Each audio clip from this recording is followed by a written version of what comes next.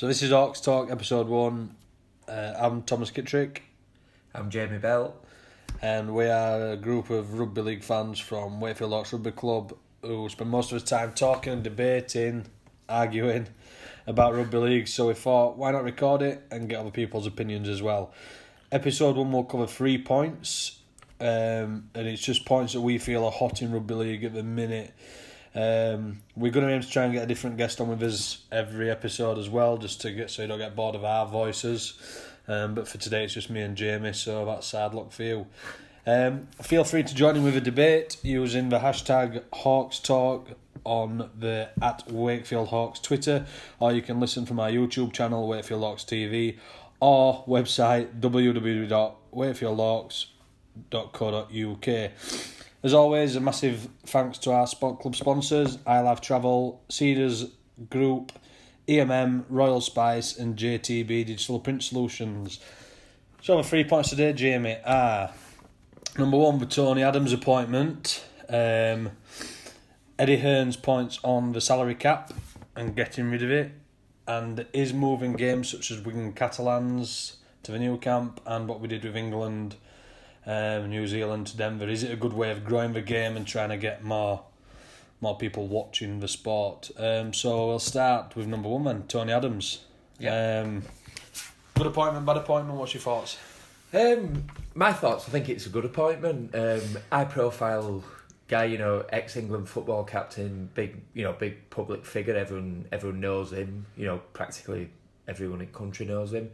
And, having someone like that as your figurehead, it's a talking point. No publicity is bad publicity, and we've had press for it, so straight away it's a bit of a boost for sport, and we don't always get that national media recognition, so straight away it's got a plus point in my opinion. Yeah, I agree as well, mate. I don't know if you watch the debate on Sky Sports. It is about football, but they talked about the Tony Adams appointment on there, and it was Stuart Pearce who was a Warrington fan, and Craig Bellamy was an OKR fan, which I didn't know, but either you learn something. Yeah, you learn that, and that goes out to a massive audience. So even though it was only a segment of probably about 5 minutes, I think it was, it was still talked about on a show where rugby league's never been mentioned before. So as it already had that. Well, has it already proven by that one thing that it is gonna get out there? And I think the other point to that is that when we got to the semi-final of the World Cup, I can't remember seeing it in any newspapers. No. It didn't even come up, on Sky Sports where it flashed up on your phone. It didn't even come up on there. No. There were no publicity around it. There were, whereas you look comparing. I mean, we went one better than England team. We made final last year. England football team makes semi-final. And you look at the publicity and you couldn't escape it. The national heroes. Granted, we got beat in final BOs, but you compare semi-final there, no one knew, no publicity around final. It's poor, mate. So it didn't get into any newspapers, but the appointment of Tony Adams as the RFL president made it to national news. Yeah. Exactly. So and it's same. There's other public figures. So with how well he's known. I don't know if you've seen Paul Merson's come out and really bigged him up and said how good it'll be. And I think using someone like Merson as an example takes me on to other reason why I think it's good, because obviously Paul Merson's had his demons in his life. Tony Adams has had his demons in his life. Adams probably dealt with him slightly better than Merson, but it's. His clinic, I think it's Sporting Chance or something, is quite relevant, and there's a lot of high-profile rugby players that have been involved with that, and I think the work that he's done with that behind the scenes with a lot of players. I think Sporting Chance does amazing things for all sports people. Yeah, that's it. Across a wide range of sports, and I think just from that, and I think the contacts that he's going to have. Let's not forget here that. Even though Sporting Chance is a charity, it's still going to have a lot of corporate links. Yeah, oh, definitely. Which Tony Adams can fetch to rugby league, hopefully. Yeah. That might be me thinking, hopefully we're going to get the bigger sponsors and more money into the game. But, he's going to have the corporate links, and hopefully it could lead to better sponsorship for rugby league, more revenue coming in, which hopefully then can lead to more advertising, more marketing, more... Can't be a bad thing, mate, you know. And I guess my other opinion on it is, you know, Tony Adams, you'll always get people, especially in rugby league, you get a lot of people that want to be negative and want to be like, oh, you know, they'll always find something. You could give them £1 million in the moment that you haven't given them to, with a lot of people. But what we've had and trying to promote the game, there's been that many bad decisions made by RFL and what they're trying to do with game. And I think the people that are coming into the game now, we've got to give them a chance. Like, there's fresh blood, fresh ideas. You're kind of doing away with old boys clubs, so to speak. You're getting a lot of fresh ideas in. And for me, I think it can only be a good thing. Fresh ideas is generally what it takes. But I think an interesting point that I was looking at this week was, how does this sit with Super League for me, and how does it affect Super League CEO Robert Elston's ideas of moving away from the RFL and creating their own independent league, like a Super League 1 and Super League 2, and you know, and getting rid of a lot of teams and letting the RFL run its own kind of leagues, which I know it's all gone quiet on that front, but is it going to turn into a power struggle between the two bodies, and is this game strong enough to be able to withstand that? For me, time will tell, and it's always interesting when you look at power struggles in game. If you only look at, I think it was 97 when Australian League had a breakaway, so you had Super League and ARL, NRL, whatever it was back then. And that only lasted a year or two and they came back in. I think the interesting fact for me is Elston's come from being CEO at Everton, he's got the football links. Adams is a footballer. So you've got two people there that are coming from the same background, probably, even if they don't know each other, mixed in the same circles. And it might be a way, maybe for once, RFL have been a bit clever and thought they can bring someone in as the president to stop a power struggle happening. Whether that's right or it's wrong, we'll have to wait and see. But it wouldn't surprise me if there were bigger motives around them lines. I think there's a few words that you don't hear often there in RFL and clever in the same sentence. Exactly. It's not something that we hear quite often, but maybe I'm giving them too much credit. Maybe I need to wash my mouth out, and it might have been a fluke. Yeah, it probably was, but hopefully it can be good, because I don't think in terms of power struggle and, you know, like a division in game, we don't need it. We're not a strong enough sport to do it, and no. It can't be good for anybody. I definitely agree. And I think we're both in agreement that Tony Adams will be good for rugby league, and hopefully, fingers crossed, we are correct. And he can help take the game forward onto a bit more of a national level, and get rid of that branding of the M62 sport, which drives us all insane. So point 2. Eddie Hearn's points on the salary cap, removing the salary cap, and I think with this, surely your opinion will change depending on who you support. James is a St Helens fan, I'm a Wakefield fan, so as viewers are going to be totally different straight away due to the spending power. But I think the first point that I want us to chat about is, does it create less of an even playing field for Super League? To be honest, I've got both sides of the coin that I see here, and I can't really give you a right answer, because I suppose when you look at one side of the coin, you take Saints as an example. You've got Eamon McManus there that took over the club, millions of pounds in debt, and he's turned Saints round into a profit, didn't have to sell any of his big names, and has delivered a new stadium. So realistically, if the revenue he's making on back of that is big enough that he can go out and sign a Greg Inglis or a big name star, why should he be punished because other clubs can't be run correctly? But on the flip side of that, you look at what's happened with Bradford, you look at a lot of other clubs where there've been poor financial management, and I think, do we really want, as we've just kind of touched on, there isn't enough strong clubs, that we can keep afford for other teams to be disappearing. You look at what's happening with Lee and whether Beaumont pulls his money out through overspending, and if clubs aren't run correctly, we're going to end up with teams going out of business, and that's bad for games. So, but is that all set up why they've got rid of £1 million game, and that chance, so it's one up, one down? Yeah. Is that what they're moving towards, to go, right, well, you can spend kind of mediocre if you get the right players and hold on to the right players, you're going to be okay. But then I think you'll always get that one team that's always trying to spend too much, and it goes negative against them. And if they do get relegated, and they have spent the money, surely we can take something from another sport.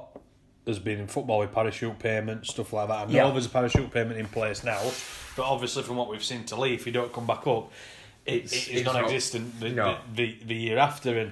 And I mean, I think a big point that I want to make that I've done down here, I know you use Salford as an example with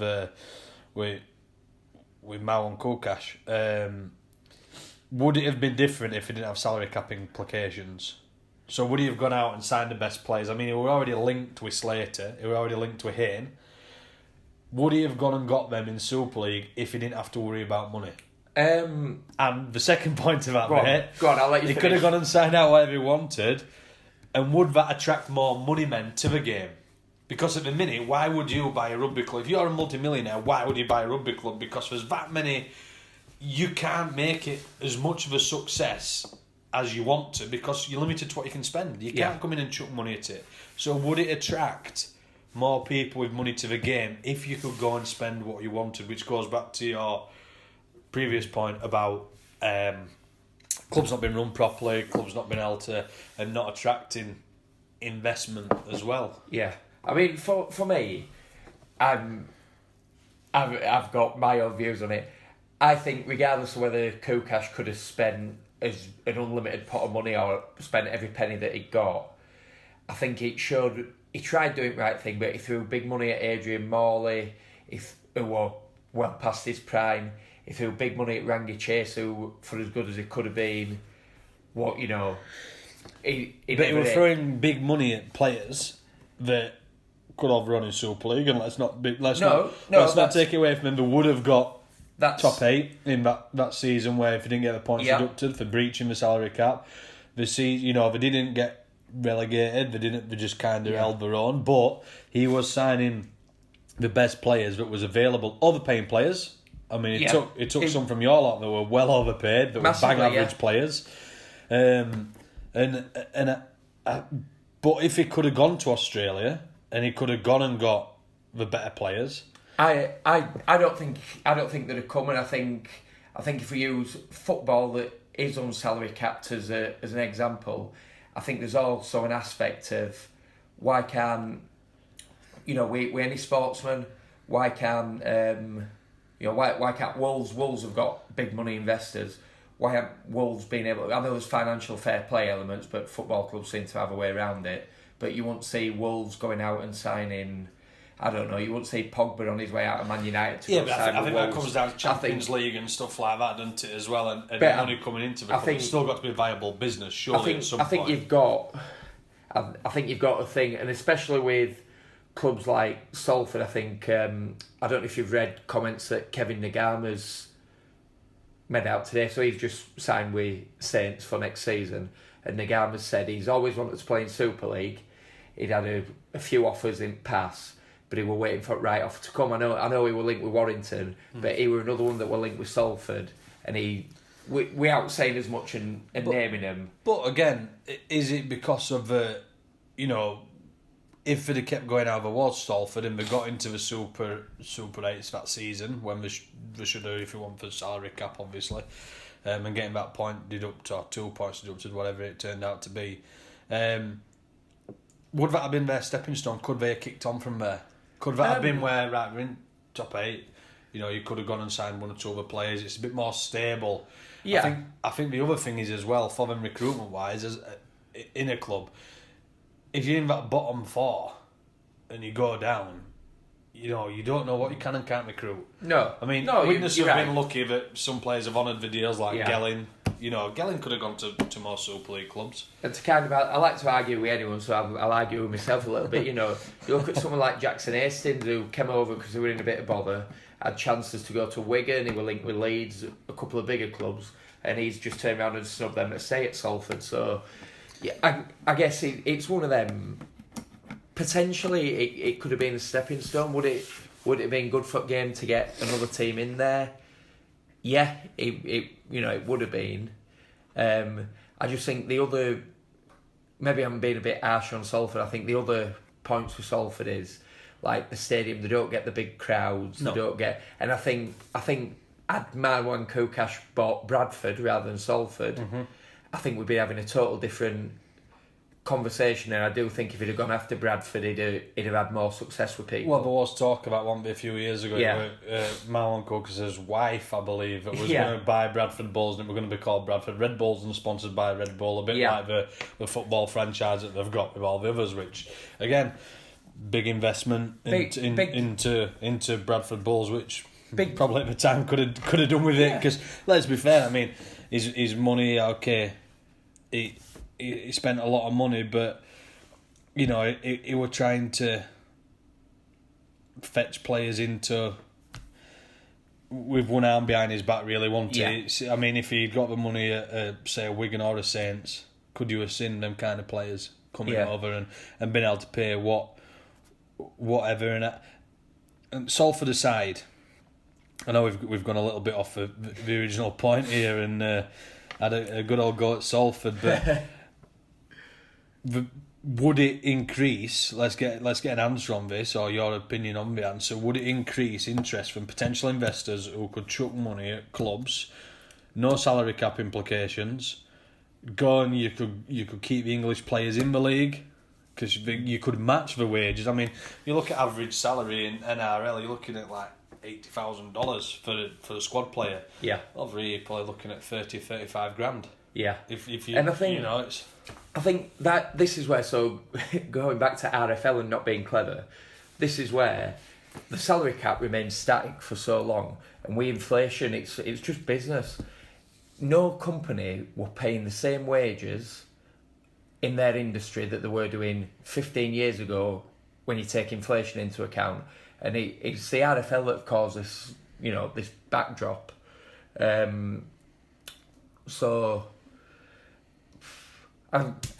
Is it always money? Look at Sam Tompkins, for example, and this is a point when it comes down to money. So Sam Tompkins got offered a great deal at Wigan to stay, in his own words. Got offered a great deal to stay, which still would have made him one of the marquee players. Yep. He's got offered less at Catalans. Wanted a lifestyle change. Yeah. You know, ready for a change yourself. Is it always about money? So could you get some of these players coming back, even if we kept the salary cap, but put it up a little bit more, and went from 2 marquee players to maybe 4? You know, all right, there's going to be some clubs that can't have marquee players, but you know, is it a bad thing if it's not if it's not a even playing field? Is it a bad thing? I mean, I don't. Obviously, my biased opinion, I don't think it is. Like, having watched Ben Barber for a season, that bloke was phenomenal, and you know, he's another one. From what he was doing on field, he took game into national press. Having players that are so good is not a bad thing, and you know, you've got people like Conrad Earl coming over, who, if he can find his New Zealand Warriors form, will probably be one of the best players that league's seen in a long time. You've got Blake Austin at Warrington, that's a massive upgrade on Tyrone Roberts as a marquee player.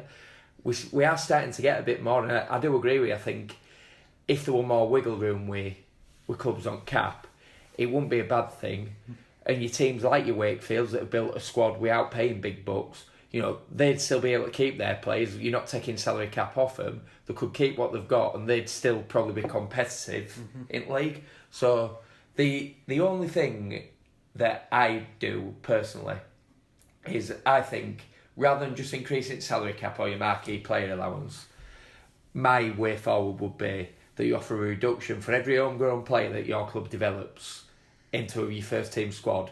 You offer a 20% reduction. So if you're paying, like, for argument's sake, if Saints were paying James Roby £100,000 a year, on our salary cap, only 80% would count on that.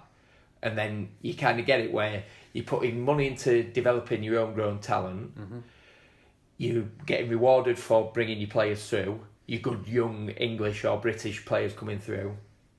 And then if you can free up enough cap space, so use Leeds as an example, when Leeds were winning stuff galore with, you know, like your Sinfields that have come through there, your Burrows, your Maguires, your Baileys, etc. If they could have freed up enough cap space there that it allows them to table an offer for a prime Greg Inglis, as an example, they've kind of earned the right to do it. So for me, I think that'd be setting milestones in goals. I think it's a great idea because again, it's gonna help us internationally. 100%. Which is another thing which will help us keep the English players or the better players in the Super League. Because I mean, if you look at the players that's gone over and have become, can you say icons or can you say NRL regulars? I mean, we've had a lot that's gone over and come back. The list's endless. They haven't worked out for, but you've got good players. Extremely good players. Graham, Burgesses, Elliot Whitehead, Hodgson, and let's be fair, Whitehead wasn't playing at the so-called big clubs. No, OKR, Catalans. Yeah. So, how do we keep these players? And is it only the players that are going to be? Because even you can't even say that they stay for Wigan because you look at the list endless. Yeah, well, Sutton's just gone. Bateman's gone. Yeah. Well, if they do come back, let's not.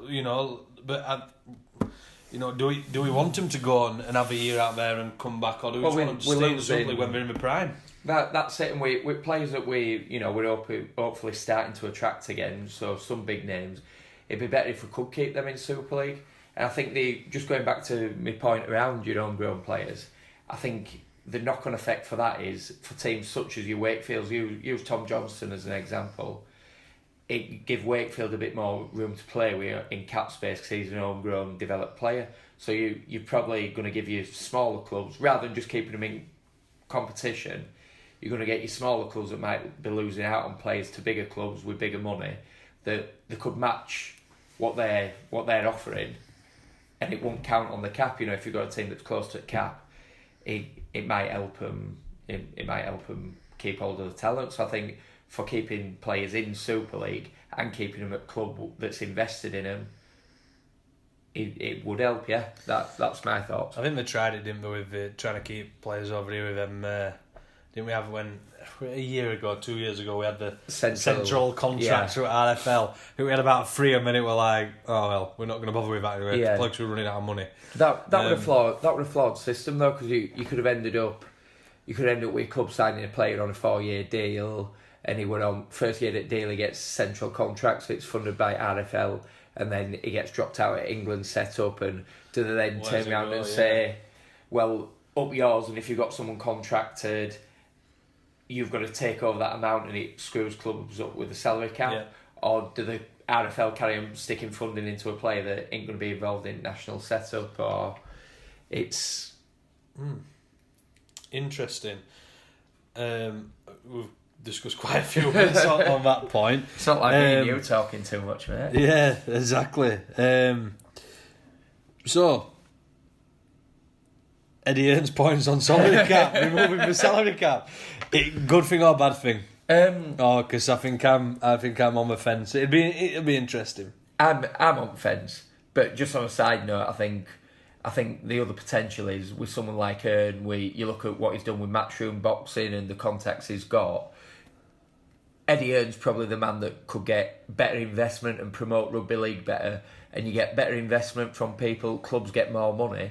I think if we let him come in and give him free rein, we'd be in a far better place to get rid of cap. But I'm definitely on fence. I think there's a little bit more to it than just letting him come in. No, obviously there is. Yes, Eddie, you come in for free, my friend. Why would you not want to be signing multi-million-pound contracts for Anthony Joshua when you can come and watch Wigan against Wakefield?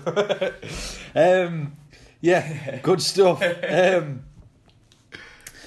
So the last point is obviously the movement of the games, moving the games to Denver mid-year. News that Wigan Catalans game is going to be played at the new camp. And I think my point is having these massive stadiums half full. Is it a good advertisement for the game? An empty stadium, no. But I know, so my dad and a few of his mates went out to Denver for game. Too much money. Far too much money.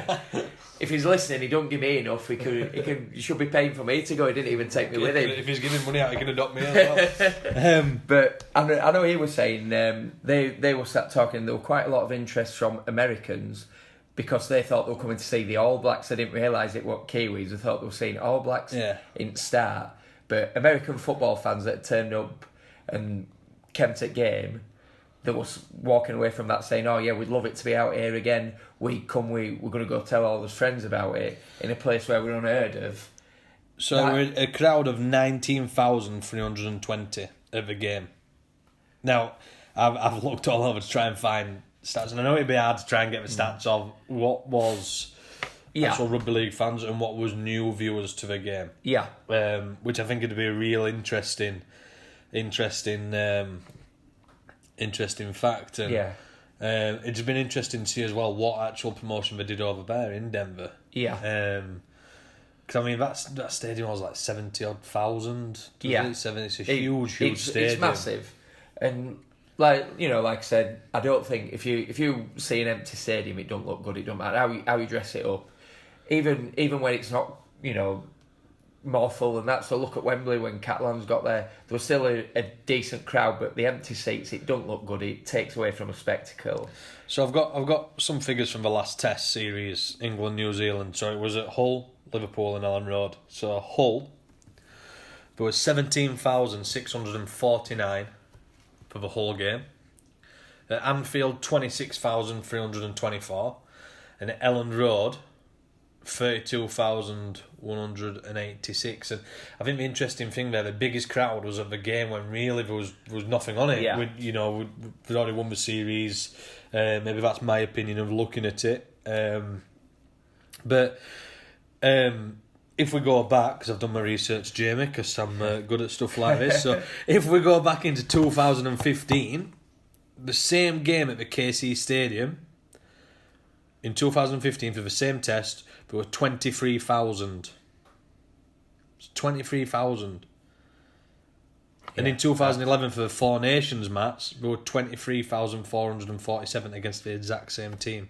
Now the ticket prices for the game were £25, but if you went onto our league app, you could get £20. You got money off. And I think, but it's not expensive.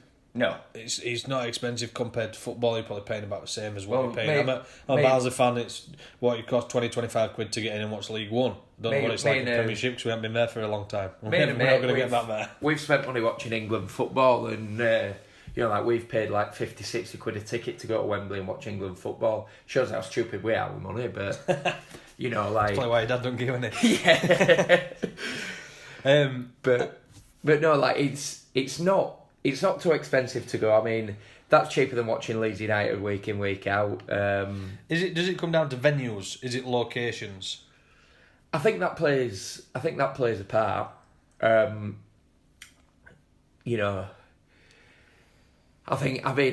Realistically, if you look at bigger picture, you've got a couple of teams out there, and it is a bit of a rugby league hotbed, so to speak. But bringing it more central into Leeds, where you're not really going to get. I know a couple of lads from St Helens that came over for Hull game, but not so many. Likewise, if you played one at Saints, I don't think bar odd one or two, you're not going to get any or many Hull fans going across there. Whereas I think the game that's played in the middle at Leeds, you're an hour from Hull, you're just over an hour from Lancashire. It's more accessible.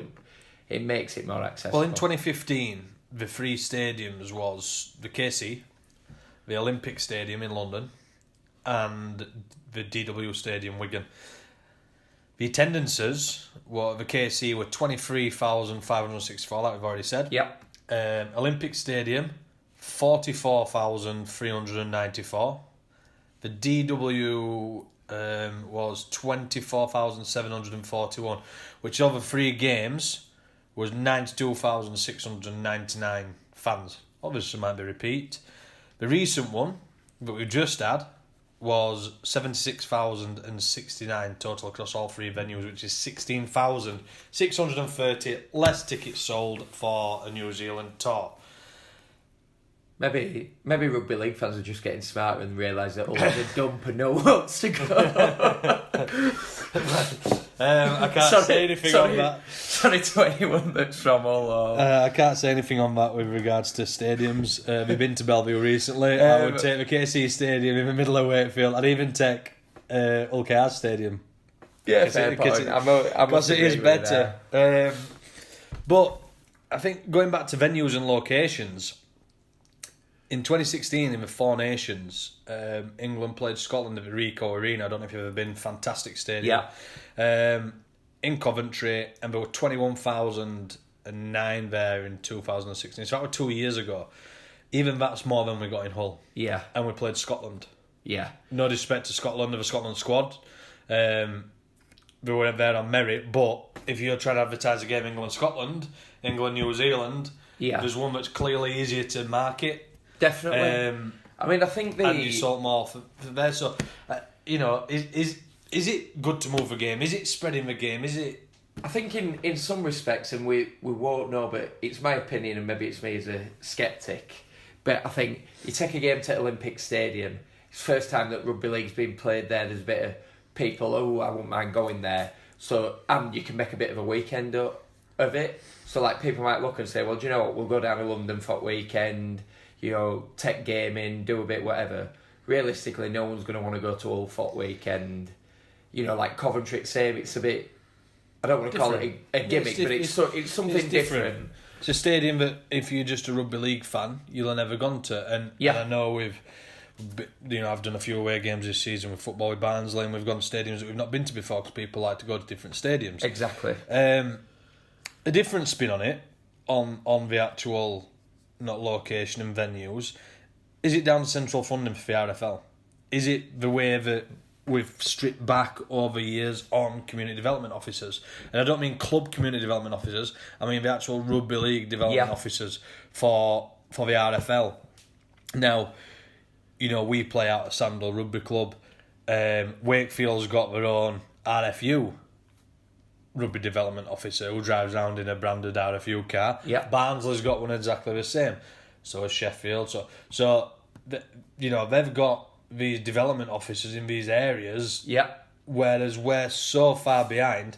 And funding wise, in 2017 we got 10.7 million in central funding, and the way that the RFL broke it down, or from what I've found on the internet, obviously, 7 million to be spent on growing the women's game, 3.5 million for play development, wheelchair and PDRL. Rugby Union got 12.5 million. Is more money needed at grassroots to get more kids playing, to then get more kids interested in the game, to then get the capacities back up to what we were seeing 2 years ago when Rugby League had more funding, more development officers? Is that the plan? And is it wasn't brought then, the crowds were up. Yeah. Crowds are down. Do we need to come up with some way of getting more development officers out? I know it's easy, us sat here saying we need to cut them out, we need more development officers. Nobody's going to work for free. But, surely... It's an investment, mate, and it's... If you look at it as a business, you're only going to reap the rewards of what you're willing to put in, and if we need that investment in short term, they should be looking and they should budget. I think it'd be a worthwhile investment, because you look, like you say, certain clubs have got development officers internally, and I bet if you look at Super League crowds in general, across the 12 clubs, they're all falling. They're in any that are going up. So it's a problem across game, and I think a bit of investment back into there could really work wonders. So looping it back, because I've tried to be quite smart here, so looping it back to Eddie Hearn's point about salary cap, are we just trying to sort the game out at the top, the stuff that affects us short term, and not looking after the longevity of the game 10 years' time? Are we thinking, right, let's get players in now, more people watch it, more people... We know been involved in amateur rugby. Where's the players coming from? Yeah. Where's the advertisement of the game coming from? So it's okay, is the RFL just looking after themselves at the top and forgetting about where the people or the sort of common people, the working people are coming from the sport in the game? Is there any longevity in it? I think that's exactly what they're doing, and I think that'll work for them to a certain extent. But if you don't start putting back into your grassroots, there ain't going to be anyone playing game for clubs to be signing. Long term, it's not a sustainable model. For me, it needs to go back in. It needs to be a more balanced split. getting people in at grassroots. Even if they put a bit of money in, going round to schools in areas and giving out more tickets. The Sky triumph, and I think where would the game be if Sky pulled the funding out? Well, I'm not 100% sure how long's left on that funding or that contract, or whether it's been renewed or not, anything like that. I'm sure somebody will pick us up on it. But where is the game heading? And I think that's a question that a lot of rugby league fans have got, and no one really gives you an answer. Nobody really knows, and I don't every RFL know herself. That wouldn't surprise me. Didn't know herself, and I think going back to his original point, hopefully getting Tony Adams in will give us that direction with an actual plan, which will help the whole game. So as a conclusion, after we've gone through, we think Tony Adams is a good thing for his main point. Yep. I think you made a very, very good point on the salary cap and how it could work, or a different idea behind it, which I thought were really, really smart. And the proof's in the pudding. The crowds are up when the game goes to different stadiums. Yep. Hopefully Sports England will give us some more fun. Yeah, that won't go. Please listen to this podcast and give us more fun. Drop it on an email to us. England. Yeah, just skip to about 30 odd minutes, cut all the other rubbish out. Well, while we're at it, send it to RFL and we've got your salary cap problem sorted. You can pay me half of what Eddie earned once I've sorted it. There you go. Happy days. Exactly. More than we'll ever make out of doing this podcast. That's it from us, Hawkstalk episode 1. Hope you've enjoyed it. Any feedback's good feedback. We welcome trolls as well. Next episode will be coming along soon. We're looking to next episode have a look at who's recruited well, who we think's recruited not very well, from Super League. And hopefully we'll have a special guest in for that, which we'll announce on the Wakefield Hawks Twitter very soon. Also news for Wakefield Hawks, there's a signing on evening on the 28th of December at Sandal Rugby Club. Get down if you're interested in playing rugby league. Get us more funding from Sports England with more numbers. And yeah, I think that's it from us. Been a pleasure. Hope you enjoyed it, and hopefully you'll listen to us again soon. Cheers.